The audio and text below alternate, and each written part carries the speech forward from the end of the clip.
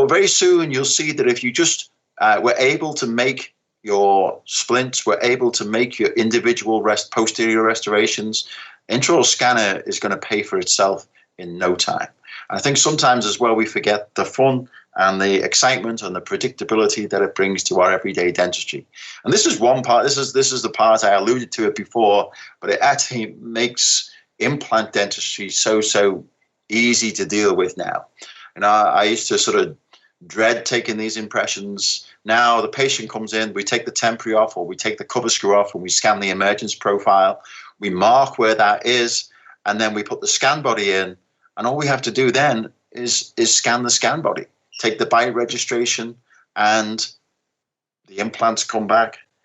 I screw them in, and I almost feel like a little bit of a fraud because it's so easy. Again, you need to know what you're doing. The lab needs to be a great lab to be able to do that, but there's plenty of those out there now.